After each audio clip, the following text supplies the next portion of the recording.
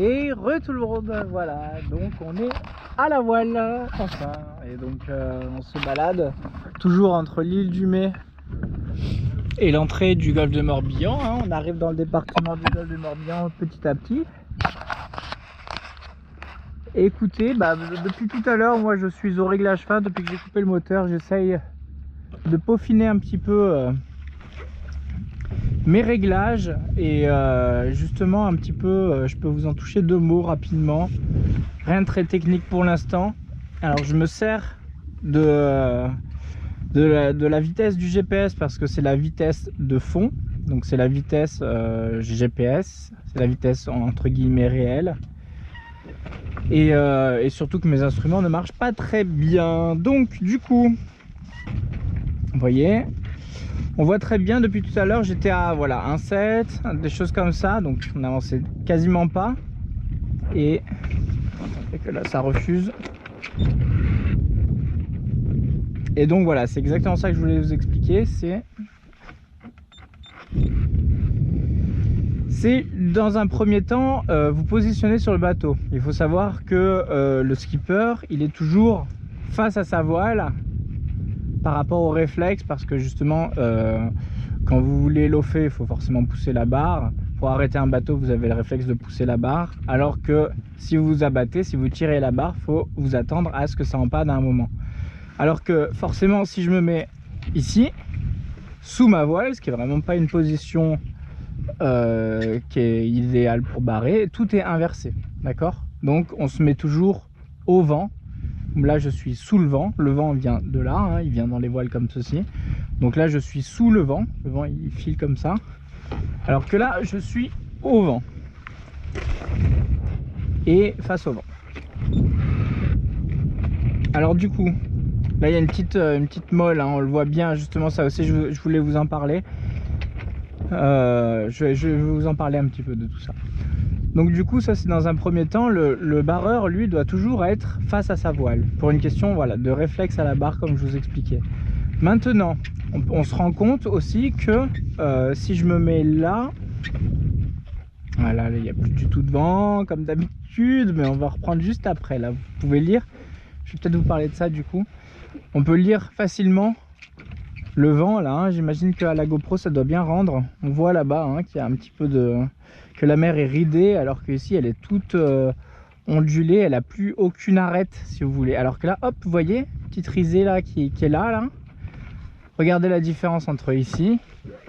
Donc là on voit que l'eau est toute ondulée, d'accord, il n'y a aucune arête. Donc ça veut dire pétole.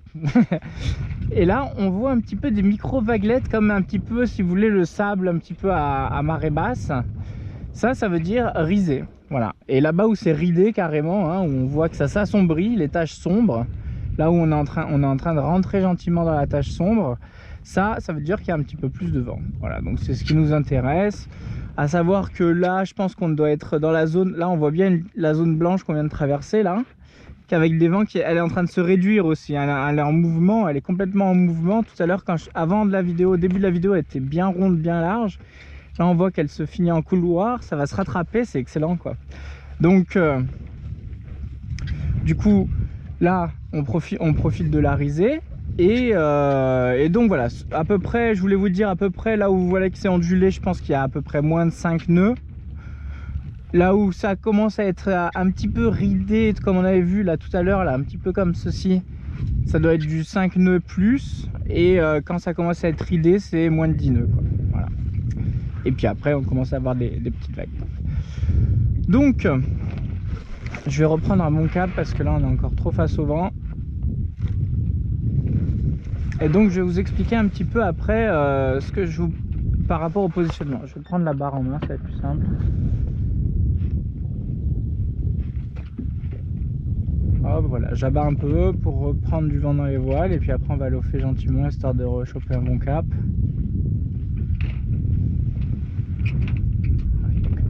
Il n'y a que dalle.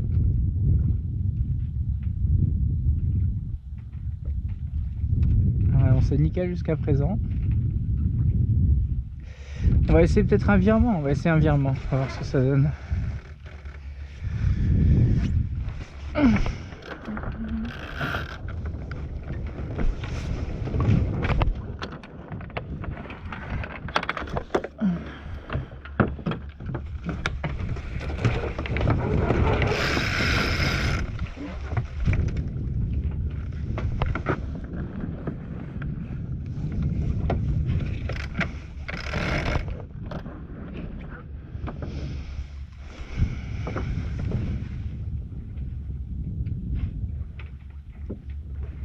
va voir, on va attendre que le bateau se relance, on va voir un petit peu ce que ça donne. Alors, si j'abats un petit peu ce que ça fait, et après on va l'offrir un peu.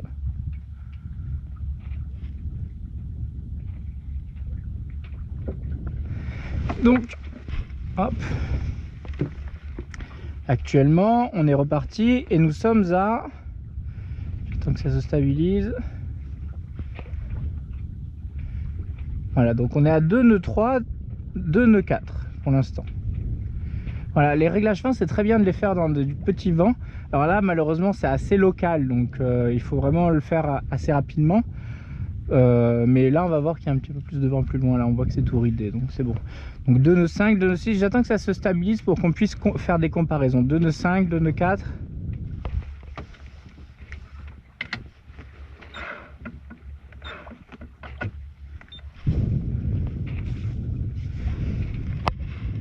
Et donc la démonstration, tout simplement, vous voyez que là on est à 2 nœuds 5, 2 nœuds 6 actuellement.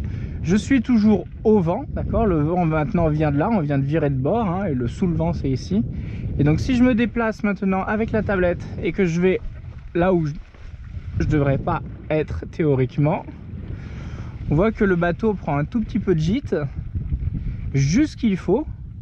On est entre 3 et 4 degrés de gîte, on peut le lire ici, hein, sur mon petit appareil, vous voyez, 0 à 5 et là 0 à 5. Donc on voit qu'on est entre 3 et 4 degrés de gîte, et c'est juste ce que le bateau aime pour prendre encore un petit peu plus de vitesse. Vous voyez, on l'entend. Et donc voilà, tout simplement. Et 2 nœuds 7. 2 nœuds 8, voilà. Donc c'est à peu près ça pour l'exemple, hein. Donc ça veut dire ne vous placez pas toujours au vent. Des fois ça peut être pas mal. Vous voyez que mon poids seul, hein, donc moi je pèse pas très lourd, et le bateau non plus. Et donc du coup ça suffit à justement avoir l'influence. De toute façon, quoi qu'il arrive, ça aura toujours de l'influence, hein. Même si vous pesez 1 gramme et que le bateau pèse 12 tonnes, il y aura quand même une influence mathématique. Donc du coup, servez-vous-en, hein. Et on peut voir comme ça que on va justement améliorer notre timing, juste le fait de rester plusieurs heures sous le vent au lieu de rester plusieurs heures au vent comme on fait d'habitude. Donc c'est une bonne chose à savoir aussi, je pense, c'est que c'est justement essayer de gérer votre positionnement. Maintenant, attention à la gîte. Un bateau est quand même fait pour glisser à plat entre guillemets, hein, donc on va dire entre 3 et 5 degrés de gîte. Il est préférable d'être à 3 à 5 degrés de gîte parce que complètement à plat il a tendance à rouler.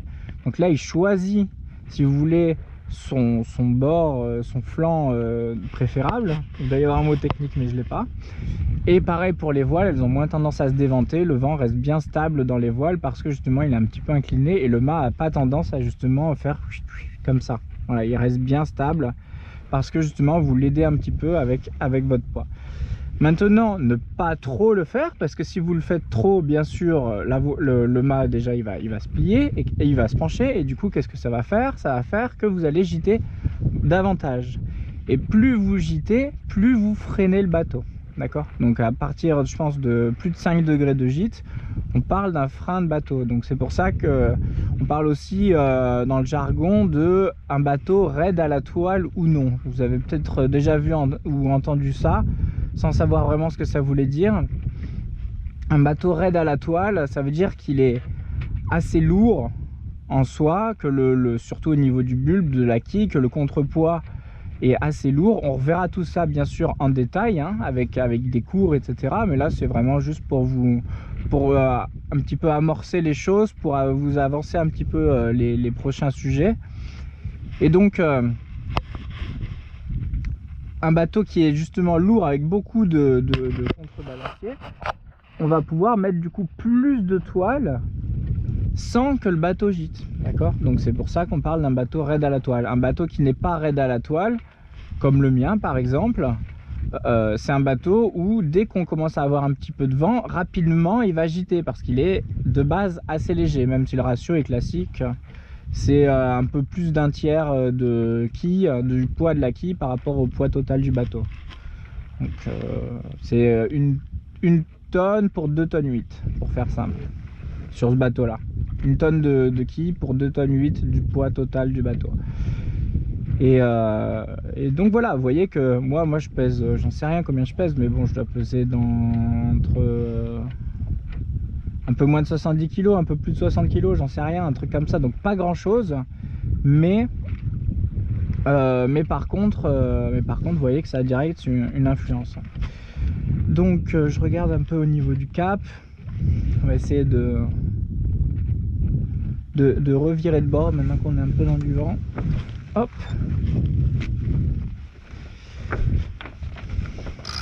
Parce que moi ce qui m'intéresse c'est d'aller là-bas.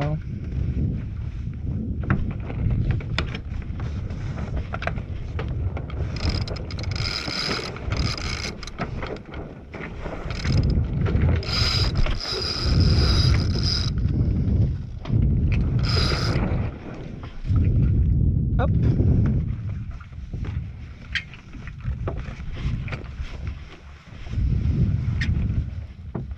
Bon, au niveau du timing, je ne sais pas ce que ça va donner. Il est 2h30, donc ça va, on est encore quand même en milieu de journée. Et quand même, mine de rien, on se rapproche petit à petit. On voit toujours bien l'île du Mai, hein, ce qui ne me rassure pas des masses, mais on est quand même presque à la voile depuis tout à l'heure, donc c'est normal, hein, on se traîne à 2 nœuds, hein, donc et en plus on ne fait pas du pile ventard, on est carrément au près maintenant, donc allez savoir pourquoi on devait avoir du est toute la journée et maintenant on a du plein ouest, mais c'est pas grave, au moins j'ai plus de facilité à régler le bateau au près qu'au portant pour l'instant. Voilà, manque d'expérience au portant, pour l'instant j'en ai peu vu. Même dans ma vie en général, j'en ai quand même peu fait par rapport au près ou en voile légère, on faisait que ça. Voilà, bah écoutez, je vous embrasse et puis je vous dis à bientôt. Bye bye.